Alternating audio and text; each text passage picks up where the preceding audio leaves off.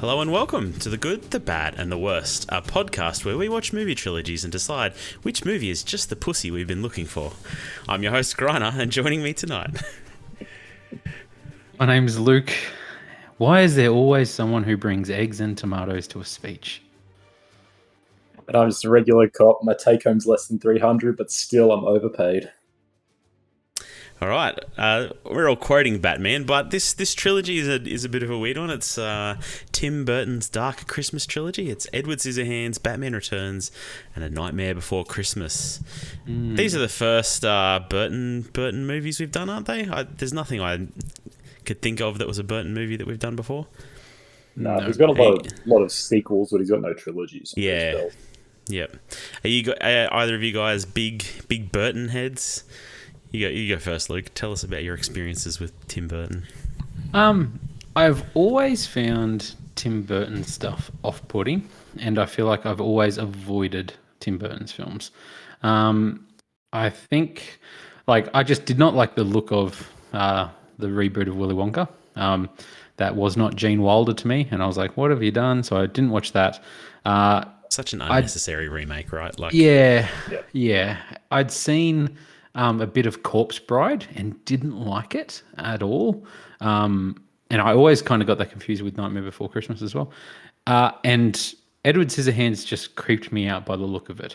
So I'd never watched it either. So I really didn't have any experience with Tim Burton, other than maybe the Batman films. But it's not something that I've ever been interested into, but I don't know, I have found an appreciation for his stuff. Yeah. You found an appreciation for his stuff later in life. Yes. Okay, like that's watching this. All right, that's interesting. So I think I'm the other side of it. I like most people sort of thought, or in my younger, more formative years, I was like, yeah, Tim Burton's one of the not the goats, one of the, I don't know, he's the important person. He's a name you know. He's a Michael filmmaker. Bay, like them sort of people. Yes, I often think of those two in similar tandem. Such similar.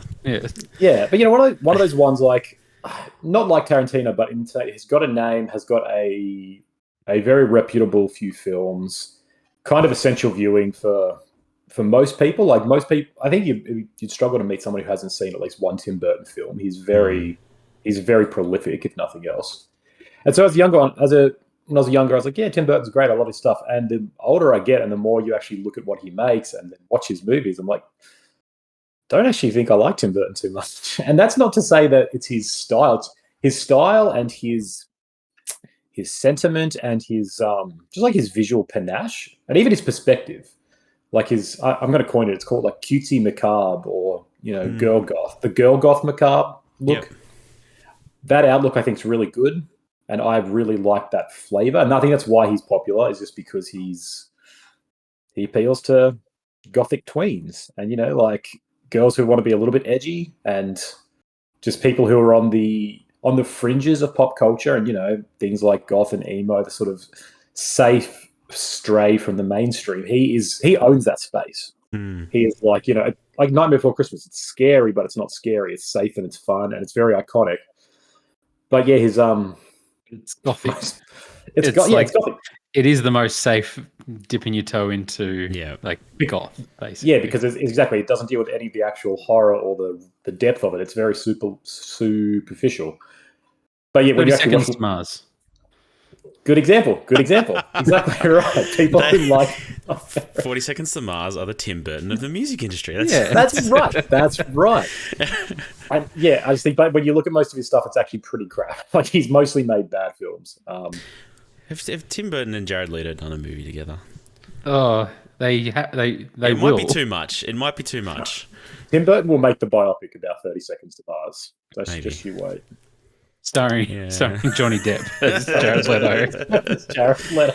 Griner, what's your relationship? Yeah, I think I'm a bit like you, Conan. I think I thought he was more important than he was, and then Edward Scissorhands was a movie my mum really liked, and she introduced me to, so I kind of had a respect for it growing up. Found it really creepy watching that as a fairly young person, not super young, but fairly young. But yeah, I don't know. I can't like looking through his filmography. I'm not like there's the movie of his that I really love. Like that's Tim Burton for me, except for maybe Edward Scissorhands is that movie probably. And upon watching it again, it didn't excite me so much. We'll get to it. But is anyone? Are you guys fans of Beetlejuice? I'm not a fan, and I've never really watched it, but I know a lot of people love that movie. Yeah, that's another one my mum liked and introduced me to. But I haven't seen it in a long time. Yeah. No, so that's the thing. That's before my time. I didn't grow up with that. Like, I didn't grow up with any of his movies, and I feel like a lot of people who respond to Nightmare on Elm Street. No, not Nightmare Before Christmas. Yeah. I respond to Nightmare on Elm Street. Nightmare Before Christmas. The people who love that saw that when they were younger. You know, Yes. in the same way that I love horror movies because I saw someone else younger. I just didn't see this. And I think Beetlejuice is the same. 80s kids, because it's a late 80s movie. So anyone who was born sort of in the early 80s kind of, you know, Beetlejuice is in the same category as things like The Sandlot and I know all those old 80s hits that people love and adore. And I never saw it. So I have no reverence for that. So maybe that's why I'm not an ultimate defender of Burton's. Because the other one I'd say is Big Fish. That Big Fish, I think, is his best. That movie kicks ass. I've never seen Big Fish. I will defend that to my grave. I love that movie.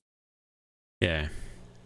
I mean, I don't know. Part of me is like, there's no denying his style though. Like, there's very few directors, few auteurs in Hollywood who you can be like, oh, that's a, you know, Michael Bay is probably another one. That's a Michael Bay movie. As soon as you see it, you know it, or you know when someone's trying to imitate it. Same with Burton. There's a few of them, and I mean, it's got to be respected, I guess, to some degree. But he does feel like he's a little one note. Like that is his style, and that's all he really does. I don't know if there's a movie you can point to that's really outside that mold. Ooh, what? I haven't watched like the 2001 Planet of the Apes. I didn't realize I've heard that's pretty bad. It's not very good, and it's I guess it's not like super his style, but. Yeah, it's also not a style you can point to and be like, oh, that's a cool style. Like I like what he's doing there. And anything like it's like if he'd given really us weird monkeys, anthropomorphized that would have been pretty people, cool. like monkeys, and it's very strange. Yeah, no, I think you've tapped into something though. Like there's his whole career is a tale of two Burtons. There's the Burtons that he keeps coming back to, the things like Nightmare Before Christmas. He's got Frankenweenie later on. He's got Corpse Bride later, so that sort of thing, the stop motion thing. Yep. He keeps coming back. Even just like sort of the gothic stuff. He keeps dipping his toes back in there. Sweeney Todd. Yeah, Sweeney Todd, Dark Shadows. Alice in Wonderland. Yeah, the Alice in Wonderland, similar thing. Like, was it not Big Fish? Sleepy Hollow as well. Like, so he's got like the gothic stuff that's his bread and butter. That's what he seems to know really well. Because those are things that made him successful. But then he's got movies that he makes that still seem to be his passion projects, but are very different. Like Ed Wood, Mars Attacks, Planet of the Apes. I liked Mars Attacks as a kid, but so I haven't seen either of those, Mars Attacks or Ed Wood, which are both meant to be good, like good for different reasons. But either way, but then he's got like his whole 2000s career is really bad. Big Fish is different to his stuff, and I think that's his best. But then like Big Eyes, Miss Peregrine's Home, Dumbo, live action, like just these kind of, I don't know, like Big Eyes is a biopic about a painter. Dumbo is Dumbo. Like he's kind of this, he can either be a gun for hire or he can be his gothic sort of edgy thing. And he's definitely best when he's doing his thing. Like when he's a visual artist, I think, more than anything. He's good at, and this is what we'll talk about with Nightmare, is like he's good at creating characters and images and iconic stuff like reanimated dogs and things. But when he's actually making a movie, I don't know if he's particularly good because most of his, more movies than not, are bad. All right. How did you guys feel about calling this a trilogy? We got this one off the internet. Was posted around a few places. Watching it, especially the first. Well, so what order did you guys watch this in? I watched Edward Scissorhands, then Nightmare Before Christmas, then Batman Returns, which is not the chronological order. I realise now. I did the exact same order. I did Batman Returns, Edward Scissorhands, Nightmare Before Christmas. Right.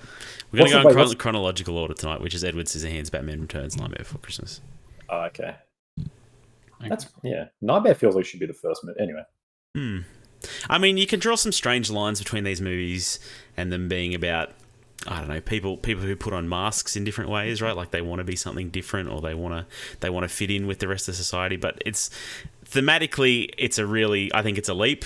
Like I don't think they work together thematically. He didn't even direct all three of these movies. He did write them all. No, yeah. I mean, even one of them he didn't really. He wrote the characters. That's right. Well, I will get to it, but he must have been pretty involved in Nightmare, I think. Yeah, more than just a writer. But we'll talk later. Do you guys feel like this is a true trilogy? Lucas, no, like I don't know. Like I get it. Dark Christmas or whatever. There's all obviously a hint of Christmas in some of them. And obviously, Nightmare is very much about it. But like you can see it. I can see like the style, and I can see that it's him, and it has the Burtonisms. So it makes sense in that regard. But yeah, as a trilogy, it's no Nolan trilogy. You know. I mean, I honestly almost respect that a bit more than this one. If I'm totally honest. Let's not be stupid. Come on. No, like they feel thematic. They feel of a piece in a lot of ways. Like they're subversions on fairy tales. I think like Batman is a weird sort of the combination of the Dark Knight, the Cape Crusader, and Christmas. And Batman's actually got a lot of interesting commentary, which I think we'll unpack. Not Edward Scissorhands is literally like a fairy tale. It's what happened if Frankenstein came down to the suburbs. Yep. Like that. Yeah, that's quite literally. And then Nightmare is similar deal. It's Halloween and Christmas combined. Like, and I think although they have no story or broad continuity connectivity, they are very much like this is a guy who is, I don't know, likes to subvert Christmas and like really likes the iconography of that. And, kind of like wants to kind of be like the darkness isn't so dark, or there's good in the darkness, Yeah. Why, I kind of respect these movies together because it's how I view a lot. It was like, we shouldn't be so worried about Halloween and keeping it away. We shouldn't be worried about horror and saying, like ultra conservatives who are like, horror is bad, just don't go near horror because it'll warp your mind. Only enjoy the nice things in life. I'm like, Burton's kind of being like, no, look, you can have fun with the spooky. The aesthetic's good, and even the subject matter of that stuff is not inherently bad. And I think these movies kind of dispel that idea of like Christmas is all bright, snow, happy, joy, fun. There is a capitalist core that's corrupted. There is a sinister like a sinister underbelly that we want to ignore, and there is Halloween just 2 months earlier. I know. Watched all three of these and I was like, yeah, there's a nice little trilogy there. When my kid's a bit older and my wife doesn't have say over what we watch for Christmas movies, I'll be like, this is what we're watching this year, kids. Interesting. All right. I'm interested to hear how that goes. All right, let's move on to some stats. Stats. All right, Edward Scissorhands came out in 1990 on a budget of $20 million, made $86 million. Batman Returns, 1992, an $80 million budget, made $266 million. And Nightmare Before Christmas, 1993, $18 million budget, $101 million made worldwide. Metacritic scores, 74 for Edward Scissorhands, 68 for Batman Returns, 82 for Nightmare Before Christmas. Pretty high Metacritic scores, like respectable. Yes, you can see why he became so big. Like his movies made money and got pretty well reviewed. Yep. Like his early stuff was all really well liked, and Yep. He was just kind of he was like a safe, like you say, he's a bit of like a safe auteur. He made things that were unique, and people just kept being like, that's different enough, but whatever you're doing is working, and so they kept coming back, and he kept succeeding in the 80s and 90s at least. Yeah, I don't think there's any denying it. And then I don't know, did he have a Johnny Depp phase? Was that his problem? Just every movie had to have Johnny Depp in it, and it gets kind of seems to be a pretty samey. Big partner of Johnny Depp. Even I'm pretty sure Corpse Bride's even Johnny Depp. Obviously, Willy Wonka as well. His 2000s are just the Depp. The Depp era. The Deppessence? That's not right. Apparently, Johnny Depp is a godfather to his son. So yeah, they were obviously really close. And like lots of our favorite directors have muses like this. Scorsese's obviously had two, and they keep going back with them. So, I don't know, we shouldn't hold this against him. No, we shouldn't. No. Yeah, I like Johnny Depp. I could be critical of Johnny Depp, but I don't hate Johnny Depp. Yeah, it's a shame they just made a lot of like sort of middling stuff together. Yeah, rather than big swings. Anyway. All right, let's get into Edward Scissorhands, the solitary life of an artificial man who was incompletely constructed and has scissors for hands, is upended when he is taken in by a suburban family. What if Inventive gives scissors for hands and then goes, I'll fix that later? Like, what is that? I mean, you could poke holes in this movie all day long. My wife did while we watched it. Like, it doesn't hold up to any sort of scrutiny. But I still kind of like this movie. I have a soft spot for this movie, I think.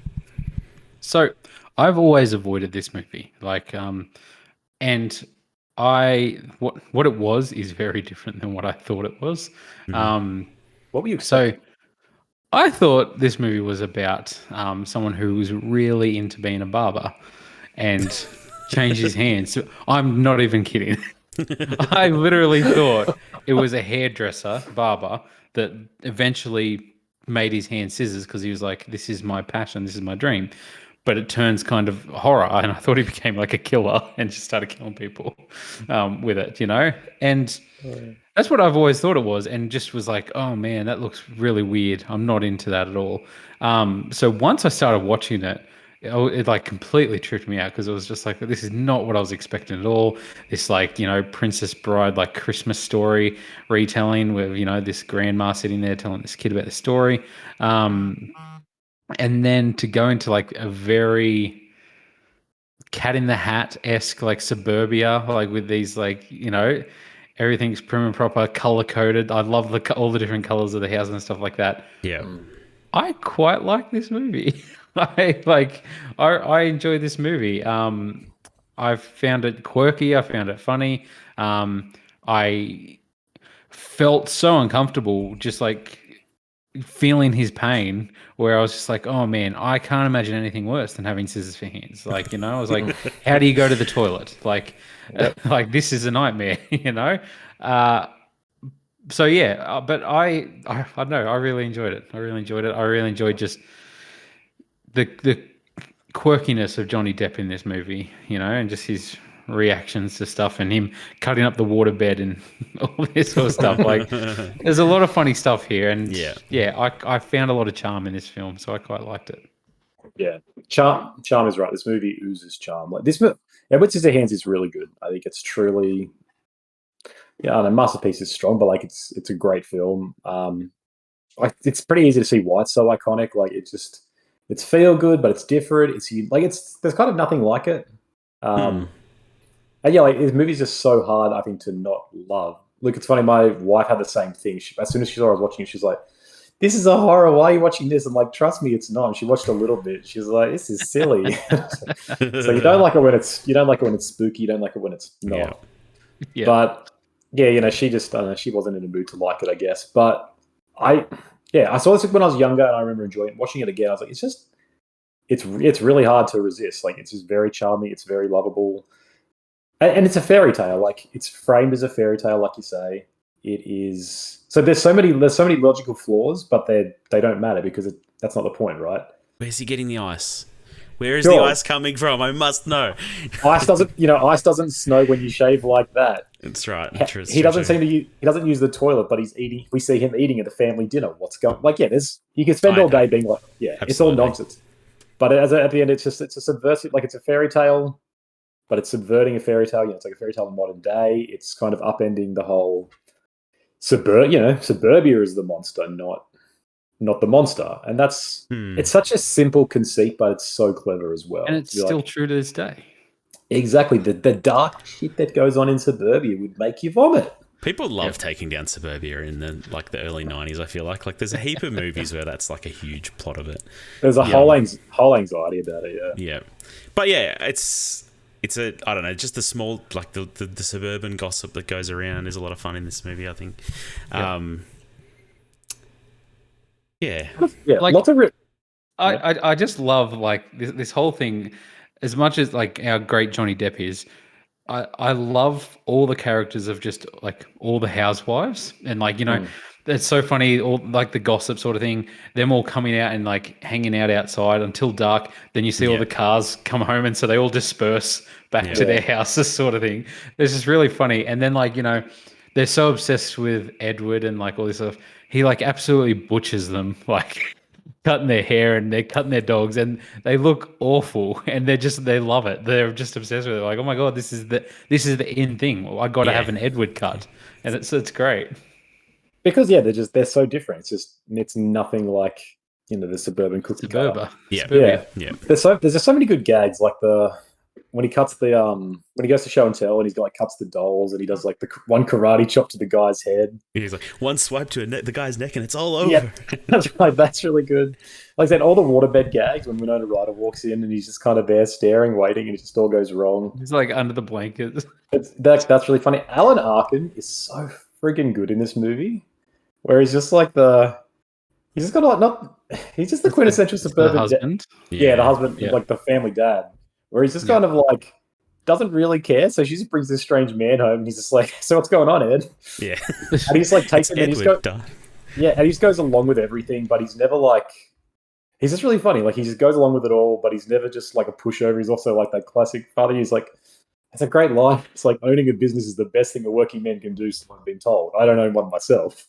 And it's just like it just sums it up. It's just really good. He's really lovable, but not a like I don't know, not a pushover dad and not like a jerk dad, which is good. He's not just like this. It's not antagonistic.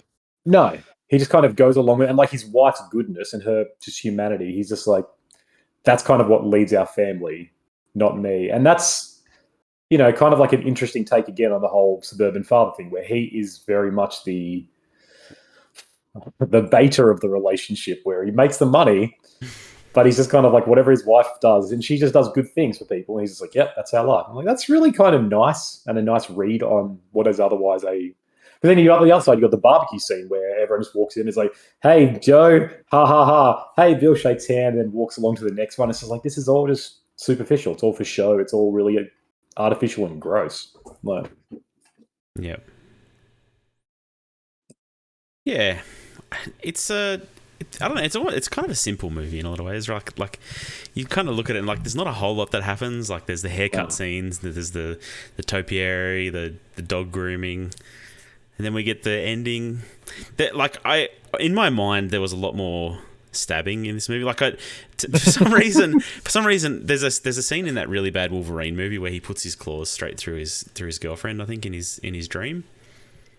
Anyway, Yeah, I always think that scene's from Edward Scissorhands, and it's him putting his hands through someone. But he never does that, right? Like there is a death at the end, but but a well-deserved death. Oh yeah. You're right. The movie's it's slight, but not in a bad way. Like it is very simple. It was really refreshing, I think, because I was the same. I remember it being, on one hand, I'd forgotten the hairdressing stuff, which is basically the whole plot of the movie. But I remember it being fairly not complex, but like a big movie. Like a lot of stuff happens, but it's very simple. It's just a guy's taken in, and he's very quickly seen for his value. And for some unexplainable reason, Winona Ryder decides she loves him. That's it. Yeah, it's pretty unexplainable. But it's just a simple here is what's Riz. it's like this is what a simple drop of humanity and goodness can do to a community that's kind of dulled to it. Yeah, and it works by being so simple and just being like, here is someone different. Here is someone dressed in black and silent, who just wants to help people and completely kind of changes one family and can't change this stagnant suburban hell. Imagine the 2.5 hour version of this movie where there's a whole lot of plot lines or it fleshes out the boyfriend's backstory or something. It's like awful. Because it's a fairy tale. You just need it straight up. You need the good, evil, and, kind of broad strokes, but they're unique enough with all this stuff that it works really well.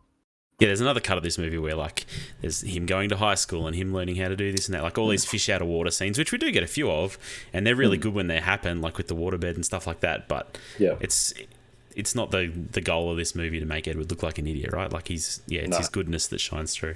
You're right. Yeah, and, like, you get that hint of the boyfriend's backstory. His, like, my dad would he bought something, he doesn't let me in, he beat me Yeah. up or something. So you get this hint of like, again, oh, there's an underbelly here. This guy Yeah. is probably abused. But who cares? He gets killed. So, Like, and I was like, too bad, yeah, Jim. he should have killed his father, and then it would have been no. But like, again, yeah, there's one version of it where it fleshes that out, and he becomes like a tragic hero or something, or he becomes a sidekick to Ed eventually. But it's like, no, everything's rotten in this world. And so he's not just completely evil. It's like there is a hint of like, oh yeah, there's a cause here. There's something wrong. Like, I don't know. I can't keep not thinking of Burton. Like he wants to critique the world. He wants to sort of say something about this, and he does. Like he makes a clear criticism about Suburban, but he doesn't go the whole way either. He doesn't just be like, he doesn't go David Lynch and be like Blue Velvet. Just go, here is a weird, sinister cult shit going on under Suburbia. Yeah. Suburbia is bad. It's like that's good. That's accurate. He actually, like, there's some quote from him that I read that he wasn't out to make Suburbia like totally evil, right? Like, really, yeah, that wasn't his main goal with this movie because he grew up in Suburbia and like there's good parts and bad parts to it, which I think he reflects pretty well here. Like, it's not, like you're right. There's movies about Suburbia where there's a cultist underbelly, there's murders, there's domestic violence all around. Like Suburban Commando. You get a little bit of that in here, like a tiny bit here and there, like little sips of it. But then there's also the sense of community that they have. It's superficial, but there's still that. It's still there. Yeah, and like the main family is the quintessential suburban family, and they're all good people. Like, so you're right. Yeah, it's not complete. That's interesting. Like, yeah, he's not trying to take it down. He's just trying to present it warts and all, I guess. Just commenting on. Yeah. Grant, you said you liked this a lot when you were younger. Did you like it on this rewatch? Or? I did. I don't know. I remember liking it more, I think, for some reason. Like, I don't know. I remember thinking it was... I just remember thinking it was really cool when I was young. I don't know if it was because I was probably too young to be watching it, or I thought I was at like 8 or 9 or something like that. Did you think Edward was cool? Like, we like, man... No, I was super creeped out by him at that age. Yeah. Like, I didn't get the movie by any means. So you did. I wonder how much went over your head and my head as well about the whole basically getting raped by the housewife scene. Yeah, he gets raped. Yeah. Yes. And like, and it's really fascinating how that is kind of the crux of the drama. Like, she's just super bored and repressed, and she assaults him, she's trying to rape him. Yeah. And then he just walks out, and it's like, well, that's it. We turn on him. It's like, I don't know. That's you can't leave me like this. And then, the small town gossip is he practically raped Joyce. The next day, they're like, "Did you hear what he did to Joyce?" It's I don't know. Johnny Depp's life. Oy, too controversial, but like it was just interesting. That's where, because again, I'd forgotten all the hassle and stuff. I'm like, I don't know. I admire that being the crux, the drama, like the. Again, I don't think he's trying to comment on anything or say anything. It's just interesting. Like that was it. And it's not cool. It's not edgy. Like the idea of a guy having scissors for hands is badass. But it's just like, no, it's a pretty sort of tame but also adult core of the drama that I think goes over kids' heads. Like, it must have gone over mine. Yep. And instead I was just like, oh, they don't understand this, how cool it is to have scissors for hands. If they did, they'd be his friend. Yeah. And Edward doesn't understand the power that he wields. He could be stabbing everybody right now. One swipe and a head would come off. That neighborhood. Yeah. He can run. They're sharp scissors too, man. They're sharp scissors. Wrecking shot. Yeah, I definitely didn't understand the orgasmic haircut. Like that sounds pretty crazy. Yeah. A lot of repressed sexuality in all these movies. You're just like, oh, do I have to make them noises when I get my haircut? Like, okay. Oh, man. Yeah. All right. Really good. Winona Ryder in old lady makeup. It's okay, I guess. I don't know. I've seen worse. Yeah. I don't know if the movie needed that those bookends. You hate bookends. I feel like every time there's a bookend, you're like irrelevant, not necessary to a movie. Yeah. The trope. I disagree with a lot of tropes. They didn't need to show the spaceship at the start. I don't know what to tell you. No, I agree with that. I don't agree with your take on Vast of Night. Anyway, I think it is necessary because it frames it as a fairy tale. And so all the logical flaws... Fair. Yep. become alleviated, right? There's no tension of where's his junk? What's going on here? It's just like, no, it's a fairy tale. Where is this set? Like, was there no snow here because it's Florida, or was there no snow here ever anywhere, and he invented snow everywhere? We'll never know. But No, in my mind, it's California. But yeah, you're probably right. It doesn't snow there, but I don't think the detail was ever given. No. Nor does it matter. No, I know. I appreciated them putting fake snow on the roof, so the snow must exist then. And then the blood red lights. Yeah, when everything goes wrong. Oh no. All right. Anything else to add about Edward Scissorhands? He's got that Sis Riz. That's all. The ladies love him. Vincent Price is really good in the 2 scenes he's in. He is, and this was his last ever movie. Yeah, last movie. Again, I forgot about that, and he adds a lot of oomph. Like it's one of those great castings, like casting Vincent Price in a bit part. Perfect choice. I think he's really good. Just fits for the whole thematic idea of the movie. Alan Arkin is unrecognizable, I feel like. I only knew him from Ocean's 11. Like, I know he's kind of like he's been known as the old man for the last however many years, and so it is kind of weird to see him as a middle-aged man. But he's so good. Every part of him in this movie I just enjoy. I love it. All right, Batman Returns. While was it weird for you guys watching like a sequel? Anyway, while Batman deals with a deformed man calling himself the Penguin, wreaking havoc across Gotham with the help of a cruel businessman, a female employee of the latter becomes the Catwoman with her own vendetta. All right. How did she become Catwoman? She got bitten by a radioactive cat. Because them cats mauled the shit out of her. She also fell 20 stories or whatever. Yes, she should have died, and then she got just bitten by cats. I've been bitten by a cat. Maybe you're Cat Man. Meow. I think what it's. I don't know. I don't have a way to rebut that. I had never really watched this film. I feel like I'd seen clips from this. I'm sure I saw it on the TV when I was a kid. I've never really sat down and watched this film, all of it. And yeah, it was. Yes, Danny DeVito's gross, man. The Penguin's a real gross character. I really like him in this movie. It could be. I don't know. I feel like he's playing it really straight, a lot straighter than I was expecting. Like, I thought this movie was so much campier than it was, and I think I'm conflating it with the George Clooney movie, which is incredibly campy. This movie's pretty campy, though. It is pretty campy, but it's not as campy as the George Clooney movie. That movie. Right. Joel Schumacher. It's got bat nips, so yeah. No, the latter two are something else. This movie is still surprising. I guess I was expecting this to be less campy, because I think we're spoiled as children of Nolan and his Batman, and then other Batmen. Yeah, dark, like the way Batman probably should be, dark and broody and gritty and yada yada yada. This is tale as old as time. But coming back to these, I find these movies really hard to enjoy. Like any of the 4 original Batmans, and I can appreciate like this one has a lot to appreciate, and I think it'll always be one of those movies that I'm like, yeah, there's a lot to admire and appreciate, but I don't enjoy them. I both of Tim Burton's ones I find very kind of, I don't know, just boring. Both boring and just really like silly in a weird way, like and really horny. This one especially, yeah, super. Holy hell!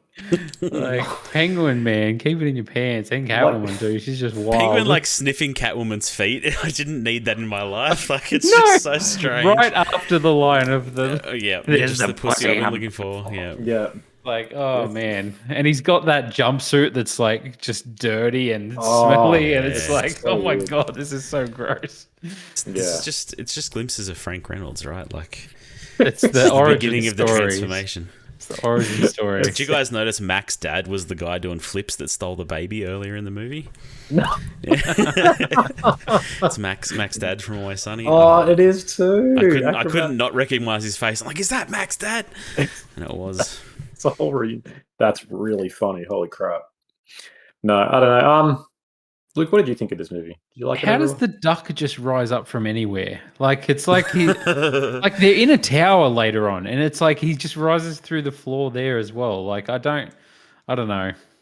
This movie was weird. Like obviously it's iconic in a way. I think Michelle Pfeiffer's Catwoman is very iconic. There's so many memes, so many clips, and just famous like looks and stuff like that are from this movie. Yeah. Like her and Batman in this, it's like what everybody like puts when they put Batman and Catwoman together. It's them images of them two together. But yeah, it's like these watching this film back again really makes me like appreciate that like in this day and age like we have stuff like the Eternals, and like Sorry?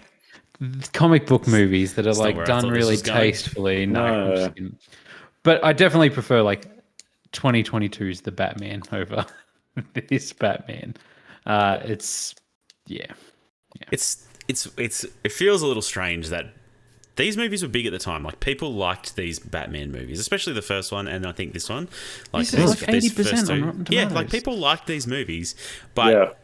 for us in 2023, after seeing Nolan's Batman trilogy and the Batman, they just feel so dated. Like as dated as probably the old grey Batman that did the Bat 2C felt to people Yeah, watching Adam these West. movies. Adam West movie, like that Batman felt probably I don't know. No, it's yeah. No, you sorry, continue. No, I have nothing else to say. Go. No, you're exactly right because I remember reading something talking about that thing where they're saying how Tim Burton's Batman was like a smash hit. He didn't kick it off. Superman kicked it off, but he continued the superhero sort of revolution that would eventually culminate in what we have now.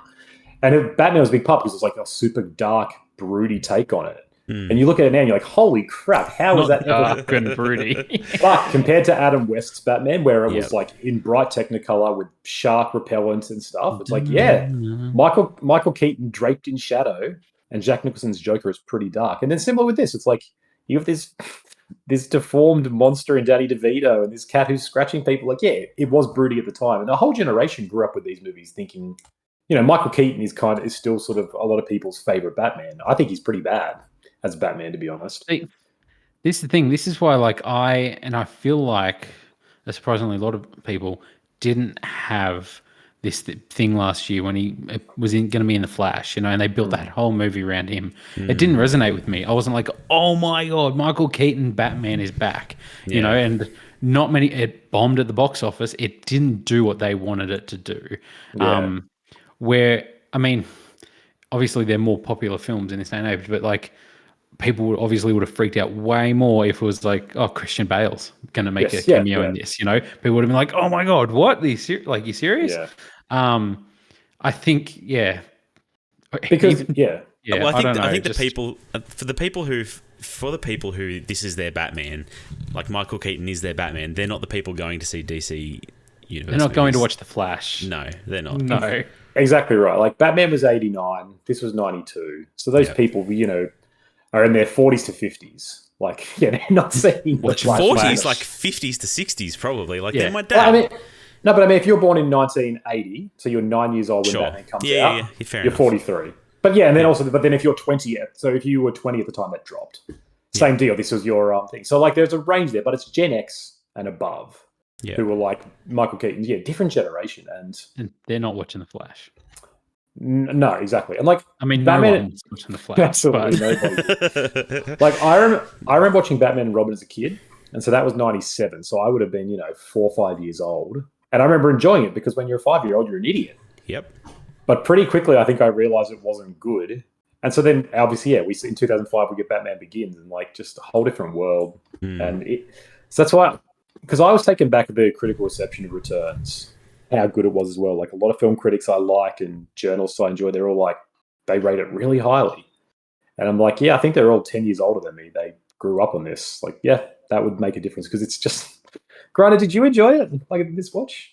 I actually enjoyed it more than I thought. Like, I thought I really hated these old Batman movies. And then I kind of, DeVito is disgusting in this movie, but I kind of enjoyed him. Like, he's probably the most interesting character in this movie, in my opinion. Like, I'm not a big fan of Batman. I'm not a big fan of Michael Keaton. He's probably more the detective Batman, the detective Batman, maybe.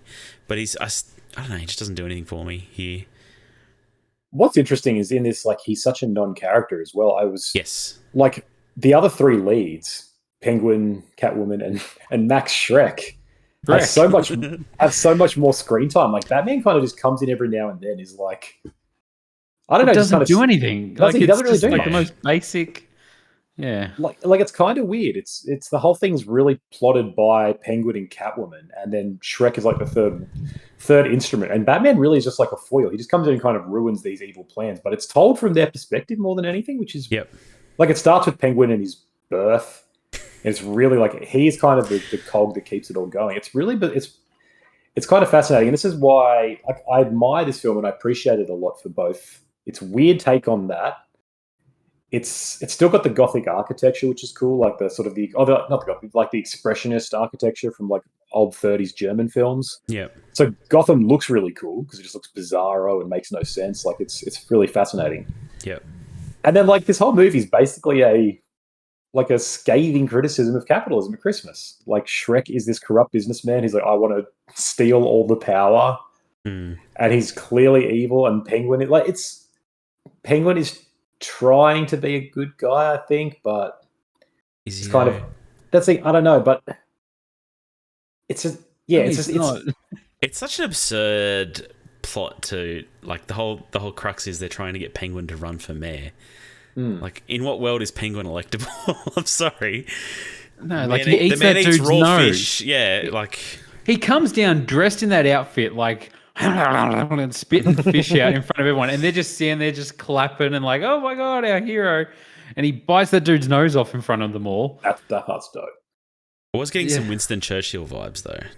Well, and that's exactly the point I think the movie tries to make is, like, he could be the mayor with a good enough team of corporate shills with enough money, and that's the whole thing. Max Schreck is like, with enough money and people, you can do it. You can do anything. I can make you mayor. He's a perfect and it's like puppet. And, like, it really is. That's what's so interesting about the movie is that, you're right, how on earth can that fish-eating monster be in there? But it's like, business, baby, corrupt business. That's capitalism for you. And, like, that's really interesting. That is actually, like, this movie is trying to say something, I think. And Michelle Pfeiffer obviously is driven to insanity by being abused by this corporate monster. Yep. And so she becomes, like, she is kind of the Batman arc in the later ones where it's like he's got to take down the system because it breaks him. It's like, yeah, she's broken and she has to take the system down the only way she can, which is by breaking the law. Like, all of that's actually really compelling stuff. And he's definitely a bigger star than Batman in this. For sure. And if anything, Batman because Batman's the one who's like, no, don't break the system. We need law and order. It's like, but we know it's corrupt. So it's almost a criticism of Batman as well, which is wacky. It's such a different take on Batman to the modern ones, right? Like, yeah. Batman's trying to tear down the system. Conan. Yes. Towards the end of this film, we see Catwoman make out with Shrek to, like, kill him and electrocute him. Would it not have been funnier had he started yelping and for a split second turned to a skeleton as he was screaming, a la Home Alone? Like, I think it would have been funny if he'd done it. Even if it was the same clip from Home Alone, just play as he's yelling. I think it would have been funnier if he did an ogre voice, like the other Shrek we all know and love. He turns into Mike Myers as Shrek. That would have been better. Yeah, true. No, nothing's made better by having Home Alone 2 clips. Nothing. See, he dies pretty bad when they show him, when Batman pulls the rubber apart. He's like, he's toast. Catwoman survived. She's fine because obviously she's got literally 9 separate lives. So yeah. The technology in this, like, Batman's got his gadgets. It's really crappy in 2023, the technology. Like, there's the scene where the Batmobile's like driving along and it's got to turn around quickly, so a jack comes out of the bottom and it rotates on the spot and then drives the other way. It's just like, you couldn't have come up with anything better than that. There's the Batarang getting stolen by the dog. That's really dumb. Yeah, Penguin has his helicopter umbrella. Get the fuck out of here. And he just hovers away. Yeah. Slowly, and Batman's like, rat. Yeah, And Batman takes the stairs. What is this movie? Yeah, this is what. Yeah, you're right. What? I don't know. I want to believe that it's taken the piss. I want to believe that all of this is intentional and is trying to be like, look how stupid this idea is of a rich billionaire being the hero. Because I don't know, everything feels so bad. Like the fight scenes, every fight scene is really, really bad. And like, I get that action ages, but I don't think any of the action choreography in '92 was quite as sort of clunky as this. And part of that is obviously Michael Caine's batsuit couldn't turn the head, so he can't actually move his body properly. Yeah. But it's just really bad. It's like single punches and bad body sways, and yeah. I don't know. I'm curious if people thought that back in the day was like, this is just, this is adrenaline pumping excitement, or if they're like, this is really silly and I'm having fun with that. Because I don't know, both of those have merit. But yeah, it's not an action film, not not at all. Not what we come to know from what we expect a Batman film to be. It is. I don't know. I don't even know what you'd really call this. It's like it's almost a comedy. Yeah. That's the closest genre. I think this adventure. Falls in. Genre, adventure film, I guess. / like erotic. It's quite erotic. Romance. Yeah, that's what romance. Actually, I did because I've been Googling Batman Returns. I got a thing in my newsfeed today saying Batman Returns is the best Christmas rom-com. That's a load of crap. I don't know someone's writing that for clicks, but yeah. And they got it, didn't they? You clicked on it. And I didn't actually. I didn't. I've learned. Yeah, I've learned. Yeah. All right. Sending penguins out with bombs on them is just deranged. To attack children? Yeah. That's pretty messed up. He's a villain. Like he is. He's the most villain of all villains. A little bit. All right, shall we move on to The Nightmare Before Christmas? Yes. Jack Skellington, the king of Halloween Town, discovers Christmas Town, but his attempts to bring Christmas to his home causes confusion. All right. I did not grow up on this movie, and therefore I don't like it. That's what I'm going to say. Hey, that is okay. I actually think I probably kind of agree with you. This movie's kind of boring. It's it's like this is the one I was thinking of what I was talking about, like the goth girl cute aesthetic or like cutesy macabre. This is it. This was their identity. Yeah. Every single like edgy 14-year-old had a Jack Skellington badge on her what are those corner bags called? A satchel on her satchel. Like everyone had that. All these girls thought Jack Skellington was great. Like this movie's super iconic. Wallpaper on Bebo was a exactly like it was a thing. Like this because it's so and like it looks really cool. Like, Tim Burton is a visual artist. He's really good at that, at like creating images and drawing stuff that's cool. But besides that, this movie's pretty basic. I tried to look this up, but like, how much was he involved in the production of this movie? Though he didn't direct it. His writing credit is only for the poem that he wrote that this was based on. Yeah, like, was he there deciding on visual styles? So, look, that's a great question. I haven't looked into it. My understanding though is that it was mostly like an executive producer role. So I think he worked. So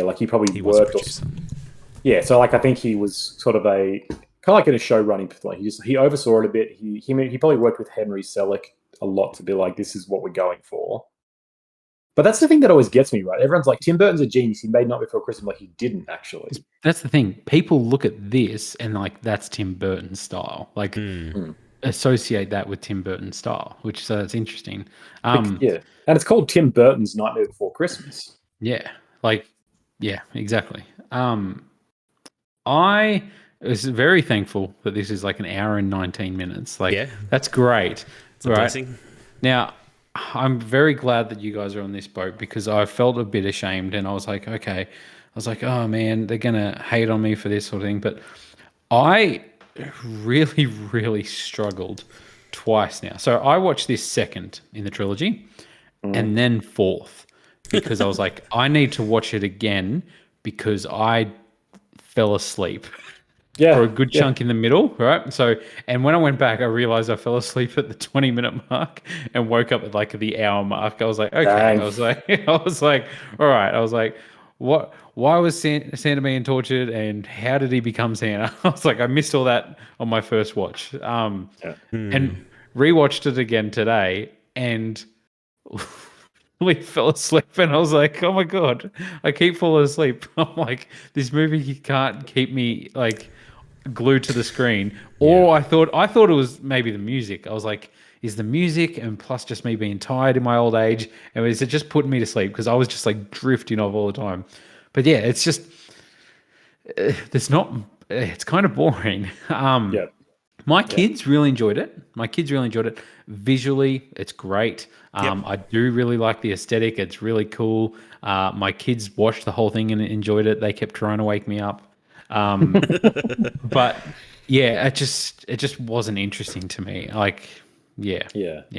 No, I think that's exactly right. This is a kids' movie, and that's what I was trying to get at one point because I had to rewatch it as well. I fell asleep for most of it, and so I watched some of it today. And at one point, my daughter was in the room, and I was like, "She watched it," and my wife was really opposed to it. She was like, "She can't watch this; it's terrifying." I'm like, "It's a G-rated movie. It's not scary." And she put, and she tried, but she was not happy with it because at one point, Jack did his big scary face, and my daughter was fine, but my wife wasn't. And I was like, this is a movie. Yeah, it's for kids. It's kind of like a safe entryway into it. And I think that's the thing. It looks really cool. It's iconic, but yeah, outside of that, it's kind of boring. And I don't want to be. I want to be careful because I don't want to shoot too much on stop motion because stop motion is very hard to do. It is very labor intensive, and it's very impressive. Like the animation in this movie is great. This movie looks great. But is it worth it? Well, that's it. Like, you could compare this, like, Toy Story came out, like 2 years later, and this movie looks so much better than Toy Story. Yeah. And it's something like the way it's done is like there are so many great parts, like so many good little gags that are sort of slipped in, like it's like things you don't see with them, the way they move and stuff. It's this great part where he cuts out all the paper dolls, or he cuts out the paper doll to make a Christmas tree. It becomes a spider web. Yep. And just like the way he moves around and like the bodies spin and their heads spin separately, it's really great. All that stuff's awesome. But unfortunately, it's one of those things. I think all the art and the love and the craft went into that. And the story's just really not there. And I don't know, what did you guys think of the music? Because this has got Danny Elfman, who composed this all, right? I mean, he did the music for all three of these movies, I think. Is that right? Yes, he did. I think so, yeah. I like Danny Elfman's music. Typically, I think he definitely has a style, and it's probably upbeat gothic is probably his style to some extent. But I didn't love the music here. Obviously, there's Danny Elfman singing, which is interesting. Yeah, to some extent, but it didn't do much for me. No, that's the part that let me down the most. Again, I was like, if this movie had kick-ass songs like, and Disney stuff, like Pixar films kind of often live and die on their songs. And so whenever they have like 3 or 4 great songs, that's what sort of keeps it going. And none of these songs really stand out. Even the most famous one, like This Is Halloween. I don't know. It's not that good. It's fine. It's really not the kind of, I don't know. It's not like You Never Had a Friend Like Me from Aladdin. It's not a song you find yourself up. They're just basic. And they all fit well with the story, but like the music is not enough to be, it's lots of good parts. They don't cohese. The animation on its own is great. The songs on their own are fine, and visually the stylings all look fantastic, but none of it gels very well in my character design's cool. Like Jack Skellington is a great iconic character design. Boogie's really good. The mayor with the rotating head's really good. Yeah. Like this thing, they're all iconic. Where I'm like, okay, I've seen that pop vinyl, or I've seen that picture everywhere. Like they're iconic characters. Sally, played by Catherine O'Hara. Home Alone Yeah, fame. that's- There we go. that's right. Look at that. Just keeps coming back again. Easily her best role here. But yeah, it's just like I said, my kids loved it. They're 8 and 6. It's like a good age for them. They did really enjoy it, and they love Halloween as well. So this is like a perfect film for them, where like I feel like this year was the first year they were really into Halloween, and to have this skeleton character move from Halloween to Christmas, they really enjoyed it. But yeah, I struggled to stay awake both times I watched it. Both me and my wife were just falling asleep. We're like, oh my god! Yeah. We were like, to the point where I was like, I should put this on tonight when I can't sleep. I should put this movie on because it might knock me out. There's a bunch of 40-year-old previously emo girls getting out some voodoo dolls of us right now to curse us or something because they're very disappointed with their They're very review. upset. And I do want to say, like, there's people who love this movie, and I appreciate that for them because I can, like, there's definitely, like, for a kids movie, there's a real craft here. Like, visually, it's amazing. As you say, music wasn't really for me. The plot is a kids movie plot. Yeah. It's just not Very for basic. me, but I can understand why people love it. And made it part of their identity, I guess. I don't know. No, Maybe yeah, it's a step too far. This movie is overrated, and I will say that loud and call it from the rooftops. Like people who think of it as like the ultimate classicest best movie ever, who made it their identity. I'm like, no, it's not that good. Calm down, just because it was the first time you ever saw Gothic stuff explored safely. But yeah, there's a lot valuable there, and this is just the recurring theme of my life: is that films are not made for me. Home Alone is not made for me. Mighty Ducks is not made for me. This movie is not made for me, despite it being kind of like the best movie for me as a 5-year-old. I was going to say, I feel like this movie was made for you when Did you you were watch 5. this? Did you watch this when you were a kid, Conan, or is this your first time watching it?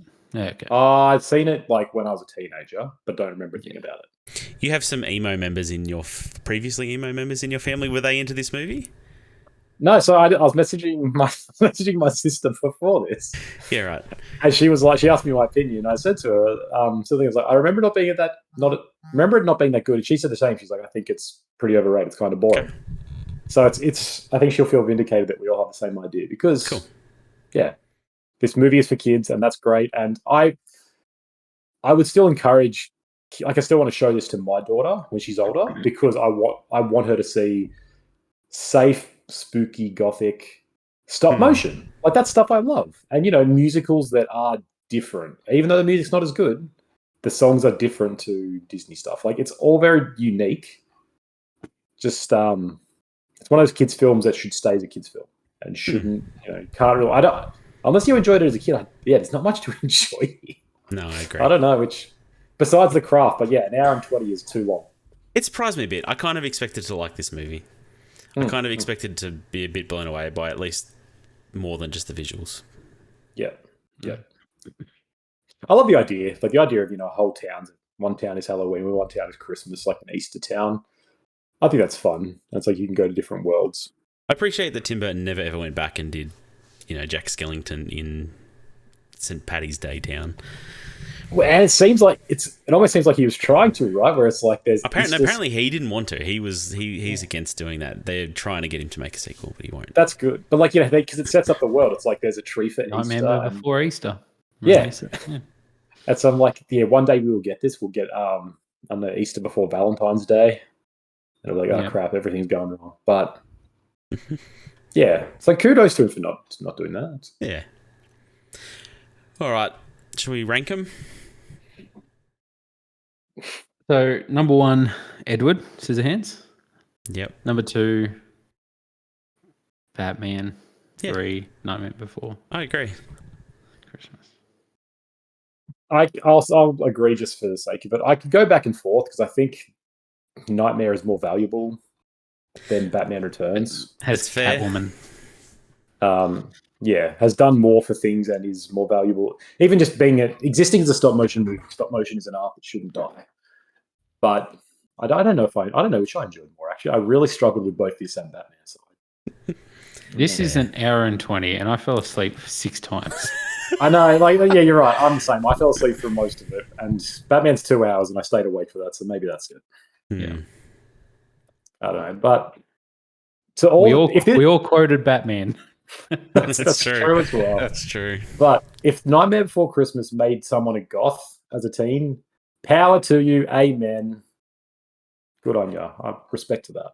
Long lived 30 Seconds to Mars. Because Yeah. All right. Next time, Luke, are you? Before our next trilogy, we have our 2023 year in review. So listen to that. Yes. Check out Yes. some of the hidden gems that we've discovered in the last year that we wanted to recommend to you. Yes. But Luke, you're the trilogy after that. Are you ready? Are you prepared to tell us what it's Yes. going to be? So, obviously, gentlemen, over Christmas, over New Year's, we'll all be having big parties, going out on the town, all this sort of stuff, and waking up with a bad hangover, maybe. So, I think it's finally time, because when we first started this podcast, many, many years ago, the key of it was reviewing trilogies and trying to decide what went wrong. I can't think of a better trilogy that had a better starting off point that apparently then dropped off a cliff and blew up down the bottom than the Hangover trilogy. I have never watched 2 or 3. Their scores are pretty bad critically, and everyone universally agrees that they were very bad. The first one is quite universally loved, so I'm very interested to rewatch all 3 and to discuss with you guys what the hell happened. Yeah. Yeah, I was just Hangover. thinking about this trilogy today. Yeah, there we go. They're all less than 2 hours long too, so I'm Exactly, I checked that. cheering, These and days. they're all on a streaming service I own, so we're winning every which way. All right, catch us Easy in late January for the Hangover trilogy. Thanks for joining us for this podcast. It was brought to you by a book by Conan. He's got a hard copy. Look at him go. The God Grotesque. It's very good. It's like I wrote it or something. It's very good. If you want an entry into a gothic world that's not kid friendly, go for it. It's a good way to go. Yeah, thanks for joining us this year on The Good, the Bad, and the Worst. This is our last episode of 2023. Have a Merry Christmas and a Happy New Year, and we'll catch you next time. Peace. So long.